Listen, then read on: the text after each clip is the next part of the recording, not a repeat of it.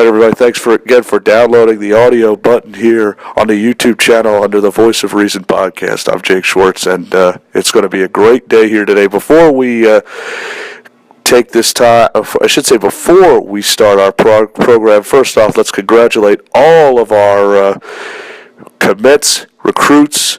It is that time of the year where college coaches are allowed to come out and visit their respective recruits for the open gyms, as we're coming to you from the beautiful Bob Carpenter Convention Center here in beautiful Newark, Delaware. And yes, it is Newark, Delaware. And for those of you who are from New Jersey, there is a Newark, not Newark, Newark, Delaware. I got a special guest coming on today.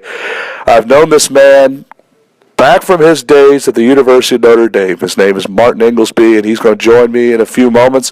We'll take a commercial break, and we'll have Coach Martin Ingelsby as the new era of Delaware basketball will be underway. We'll join him in a few moments on another edition of the Voice of Reason podcast. By the way, this interview can be seen on the YouTube channel under Voice of Reason, and like us on Twitter, the official Twitter of Voice of Reason at Jacob Schwartz 23.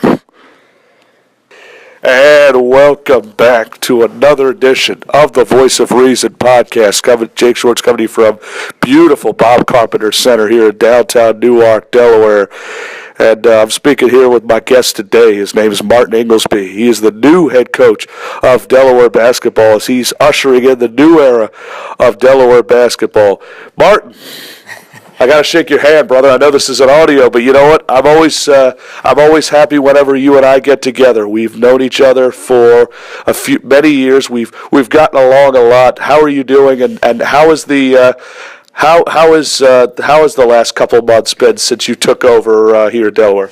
Well, first of all, it's an absolute pleasure to have you with us here today and talking about our basketball program. But it's been great. It's a great opportunity for me to lead a basketball program, and I feel like I'm just getting my head above water. It's been a whirlwind couple months. My family just moved out a couple weeks ago, and very exciting opportunity for me. And to be back on the East Coast is something that I've looked forward to. And being out in South Bend for 13 years, to get back on the East Coast was really important to me. But I was obviously very excited to be here and work with our guys. We've had some practices over the last couple weeks. We're going to practice this afternoon to get going, and it's crazy to think. I mean, next week we're going to get going for official start of practice. That is. I'm just thinking it only seems like yesterday that summer just came to an end, which means that basketball season, it seems like, is right around the corner. But let's talk about how it all started for you, because you're a born again Philadelphian. It's almost kind of like you're coming home.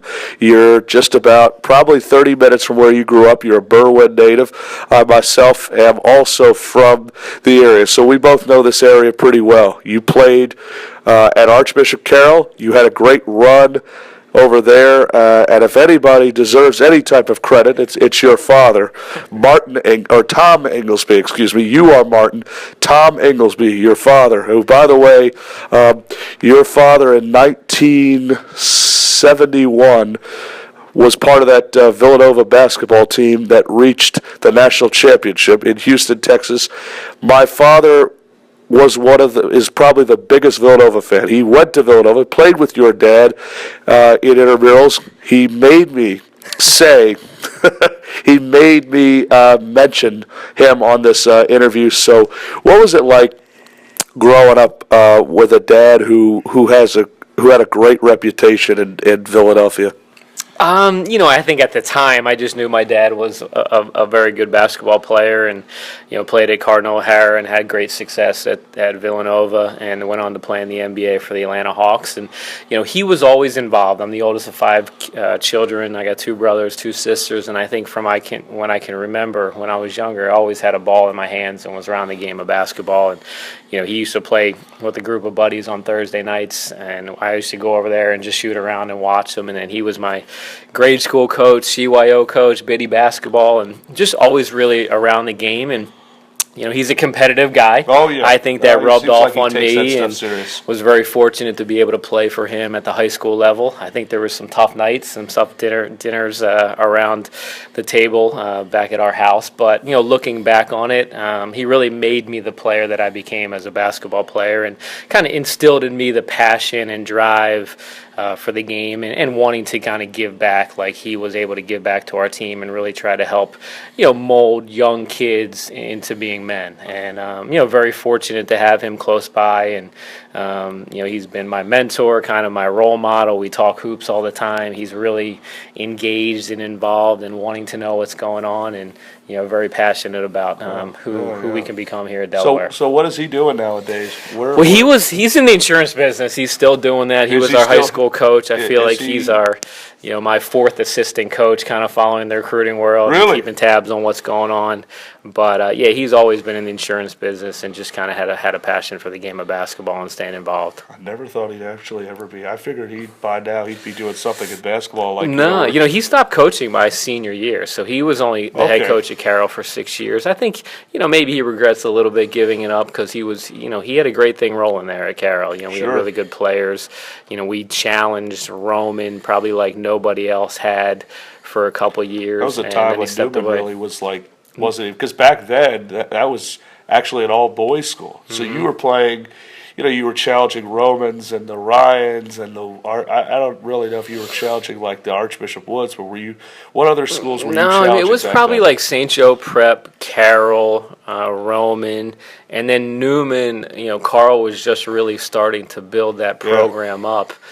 John Moscow, who's now at Wood, and but there's unbelievable, history in the Philadelphia Catholic League and great competition, great players. I was very, very fortunate to really be a part of some of my best, memories and experiences in high school, or playing in the Catholic League and playing at the Palestra. I love that building. That's the building I'm probably going to end up. If it's not here, I'm probably going to end up getting buried in that building. I can probably see myself. Well, I would love to be able to take our basketball program to Philadelphia to play in the Palestra, and that would be a great honor. And you had you transitioned from Carroll. You play 4 great years for another great coach. That's Mike Bray. What was that experience like with a guy like Mike? Because what a great coach he's been. Last night he lands that I know we're not allowed to talk about it, but he just gets a commitment from DJ Harvey, and you've had a big impact on these Philly guys like Steve Astoria. You're probably the biggest reason why a lot of Philly kids or even from the Maryland area like to come out here to Delaware, to Notre Dame. What does that mean to have been not only a player for Mike Bray, but to have been an assistant for over 13 years? Now, how long exactly? Let me correct that. How long were you an assistant at Notre Dame? I was an assistant for 7 years. I was in the operations position for 6 years. So I was on the staff with him for 13 years. And, Mike actually came to Notre Dame my senior year. So I played for 3 coaches in 4 years. So I played for John McLeod. I was going to say, he coached right here. Yeah. So was he, I don't like to say this because I know Kevin Trent is in the room, the sports information director. Was Mike a big part of the hiring? Did Mike? It sounds. Yeah, I think he was. He always wanted one of his guys here. I think when the job came open, I had really expressed a lot of interest through the last couple of years that if it did come open, this would be one I'd really want. And obviously he was making calls and trying to help. I think there was times when he was like, yeah, maybe that's not the right opportunity for you, kind of following my footsteps. But I made it very clear that this was a job that I always wanted. And, we're going to bring kind of the framework of how we ran our program from the University of Notre Dame. We've had unbelievable success there. We've recruited on the East Coast really hard, this Northeast corridor, Mid-Atlantic region. We've spent a lot of time recruiting here. I've been with you. I was going to say, I've been with you at a lot of these, at a lot of those recruitings. Like I said, I still never forgot the time you and I spent at Westtown. And I remember you saying to me that I had like a big chicken sandwich and like this like pizza I brought from home, and you said, "Hey, Voice, is that going to be enough for you? Do you want to eat?" Like, I just remember us sitting down and spending a lot of time talking. Like I said earlier, we've gotten along. We've known each other for many years. We've had a lot of respect for one another, and I think that when it comes to recruiting, somebody who there's probably not a lot of people who like to go out and recruit as hard as you do, and I think that's. So, where did you officially get your name? I guess, as far as coaching, because you weren't always at Notre Dame. No, I graduated from Notre Dame in '01, and I left. I did an internship there for a year. I left for a year to go to Wagner College with Derek Wittenberg. So I was a really? graduate assistant there You for worked 1 year. under the former NC State great. Yes, Derek Wittenberg, which was really a great opportunity for me to get away from Notre Dame and kind of, find myself a little bit in the coaching realm and being able to teach and coach. Back then I was the GA, but we didn't have 3 assistant coaches, so I was able to be on the floor really coaching and teaching. And, that was invaluable experience for me because as a former player, you think it's an easy transition to go to the college level and to coach, but I feel like I'm still trying to find my voice and who I am as a leader and a coach. And the great coaches are able to kind of take their thoughts and ideas and convey them to 18 to 20-year-old kids, and that's a strength. That's an area that needs to be worked on every day. And I left there and came back to Notre Dame in the ops position for 6 years. I think that really prepared me to be a head coach and being able to run a basketball program. And then, I was fortunate to be able to get an opportunity to be an assistant under Mike, and we had unbelievable success, a great run.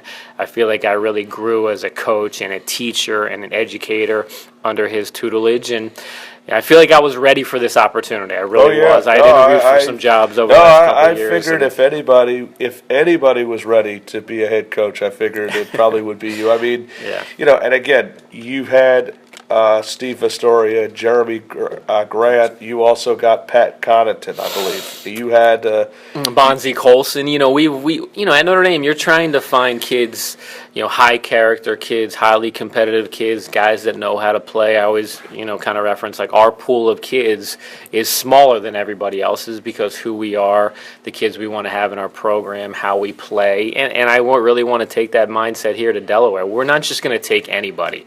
I tell our guys on the recruiting, when we go out recruiting all the time, it's not just about getting guys, it's about getting the right guys. Kids that are going to represent our program on the court, in the community, in the classroom, guys that are really, motivated to be successful, highly competitive kids that are going to go out there and do whatever they can to help you win games. And that's what we're really trying to focus on here and build. How about the assistants you brought in?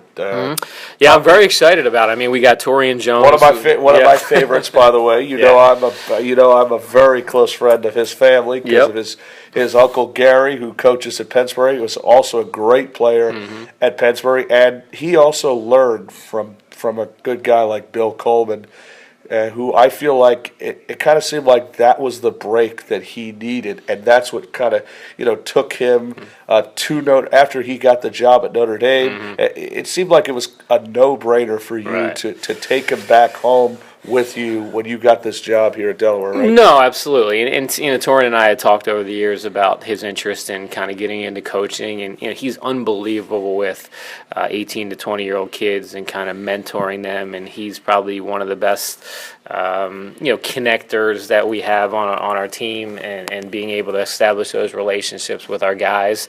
It was important to me to really hire guys that I knew, guys that are loyal to me, and guys that I can trust. And all 3 of our assistant coaches played Division I basketball. I think that's a great selling point. They've been in our guys' shoes. They know what it takes to kind of compete at this level, to be able to handle the grind of taking care of your business academically, being able to come here and compete at a high level. And then we brought Pat Rogers, who was kind of our right-hand guy at Notre Dame, our video coordinator, now is in the operations position. So I'm really excited about our staff. I think they really complement each other.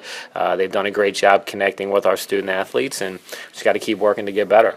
You also have some good transfers coming in. You have one good transfer coming in from St. Bonaventure. That would be Derek Woods. And you also, I guess, kind of like when the clock struck midnight, you were able to get the one big guy. Because I did actually talk to you at Philly U and with one of the parents that you were happy to say hello to, and that's Tracy Daly, who you were able to snag her son Ryan. What does that mean to get to like kind of keep the Philly tradition going? I mean, Derek coming in from Bonaventure, Ryan had decommitted from, I believe, Hartford. What does it mean to have a sharpshooter like him? Until the season starts, he is the defending PCL player of the year. Yeah, I mean, I think it was a huge shot in the arm for our program to get a kid from the Philadelphia Catholic League and who was the player of the year. We've watched him over the years. He played for the Jersey Shore Warriors and Tony Segona. We really recruited that team. I know you were on the phone with Al Rubin quite a bit, right? Yeah, absolutely. And I knew Ryan was really interested in the University of Delaware, so it was a natural fit for us to be able to get him. Carroll kid, Catholic League Player of the Year. He's the ultimate competitor. I absolutely love him. I think he's going to have unbelievable success in our program. He makes shots. He knows how to play. That competitive spirit is really infectious on the rest of the group. I think he trusted you because you're both Carroll guys. No, absolutely. And, Paul Romanchik and I played high school together. We played together for 2 years. Paul's the head coach at Carroll. So we had communicated over the years, and I knew of his interest in the University of Delaware. So that was a natural for us. Obviously, very excited to get Derek on board. I think a year off will really help him grow as a basketball player, mature, and then we have him for 3 years. So I'm very excited about who he can be in our basketball program. And when you add him with Ryan Daly, Jacob Cushing, and the core group of guys that we have coming back, I feel like we got a chance. Well, I know that it was kind of a mess here at Delaware. I don't want to say this. I don't like to say bad things about anybody unless I really feel like I need to, but there were a lot of transfers, a lot of them. After the dismissal of Coach Monty Ross, who also had great years, he really got his first big break, it seems like, after being a long-time assistant for Coach Phil Martelli, who I know you've known for a long time as well. But the ones who were able to come back, you just named quite a few. I could name you even more, and that's Delaware Player of the Year. Anthony Mosley is a name I know you're very excited to have back. Devon Pinkard is just among the notables that's also coming back. Again, I know there were a lot of transfers that were, and then, like I said, I know we're not allowed to talk about him, but there was a guy on your radar who is on the verge. We don't know how close he is. We're not going to mention it, but his name is Kyrie Walker. I know how big that's got to be for you. Again, it's not official. We cannot discuss that. But what does that mean to have these type of players coming back and then those going forward? Well, when I got the job, I wasn't sure how many guys we were going to have on the roster. I think my biggest task when I first got the job was to re-recruit our current players. I think when I was going through the interview process, there was a chance we would only have 4 or 5 scholarship guys coming back, and that was what I did right when I got here, is to try to develop relationships with our guys and re-recruit them to the University of Delaware. So we were very fortunate to be able to keep a lot of these guys in the program. Chavarsky, Corbett, Eric Carter, Sky Johnson, Devon Pinkard, those guys really, after some conversations, believed in my philosophy, my vision for the program. Anthony? And Anthony, yeah, I mean, all those guys across the board, I think there was a lot of uncertainty. And they didn't have I feel for them, they didn't have a basketball coach, anybody leading the program for 2 months. Yeah. And that's really hard. And I give these guys a credit for sticking together and working and staying close. Those relationships is what I've tried to develop since I've been here. I think we're at a good place. I don't really want to look back. I told them we want to turn the page and focus on the future, and this is a new chapter in their book in the history of our basketball program. And when I got the job, I told them 3 things. I said, 1, we're going to have fun, and I want those guys to be excited to come to work every day with a smile on their face, and they're playing Division I college basketball. So many people would, give anything to have that opportunity. 2, things are going to be different. They have to be different for us to be able to grow as a basketball program and get better. And then I said the 3rd thing, and I'll promise you, is things are going to be harder.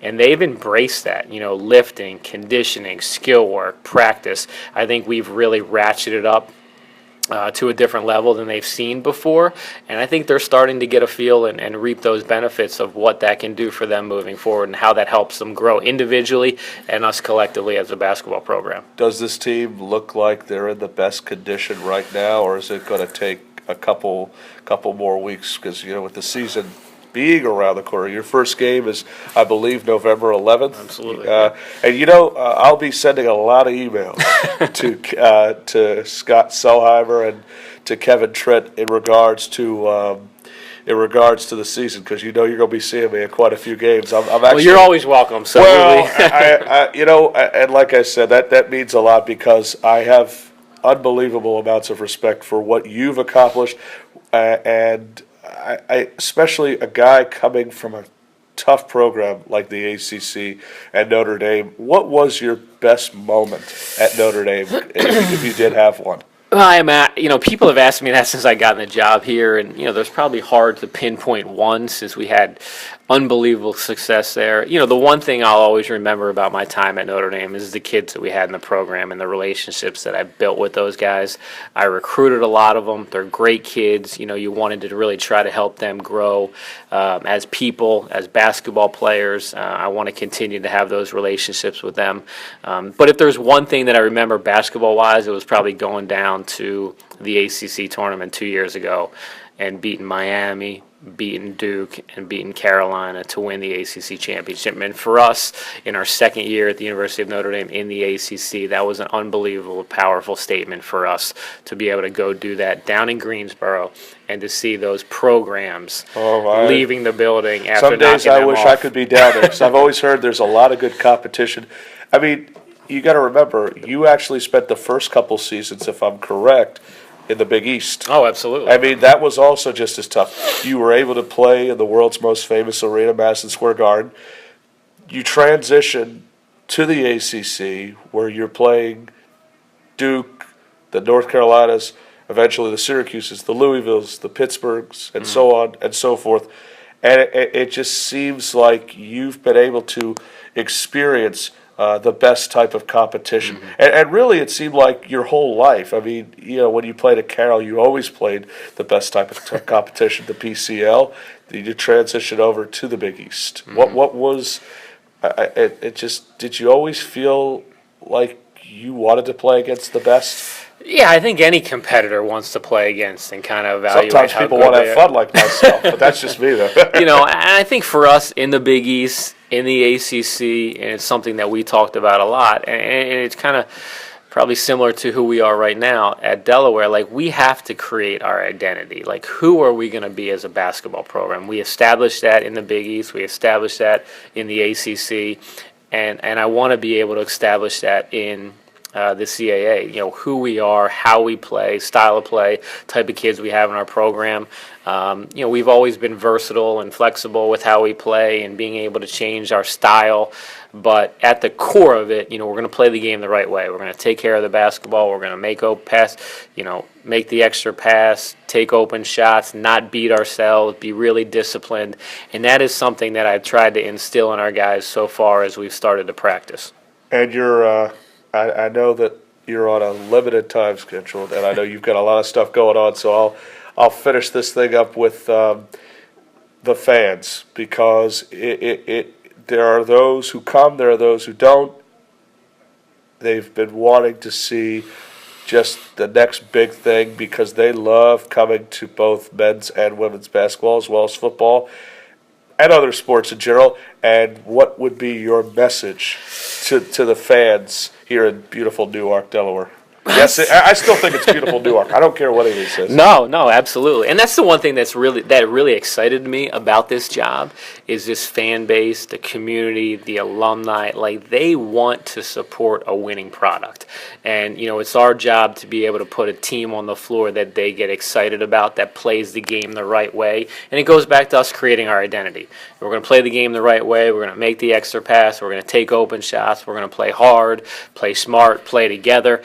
And, I hopefully they come out and like what they see. I want them to kind of believe in us, give us an opportunity to try to win them over. And I promise you that our job will be to get better every day, and for us to be able to put a basketball team on the court that they're really proud and excited to see. All right, so for all of you University of Delaware fans, I ask the simple question: is this the year in the CAA? Martin Ingelsby, thank you so much for being here on Voice of Reason. A pleasure, by the way, as always, to see you. We, like I said, have gotten along every time we see each other. We've sat down and had good chats about our past and our history, and we will hopefully see you very soon, not only on Voice of Reason, but we will definitely see you in the next, hopefully in the near future, and hopefully during the basketball season. I know we'll be seeing you down the road. The Voice, I appreciate it, and our Eagles are 2-0, so I'm feeling good. We are saying yes, I love it. For another edition of Voice of Reason, this is Jake Schwartz. Don't forget to follow us again for more information on Voice Voice of Reason. Like us on Twitter at Jacob Schwartz23 and follow us on YouTube at Voice of Reason. I'm Jake Schwartz. We'll see you at the games.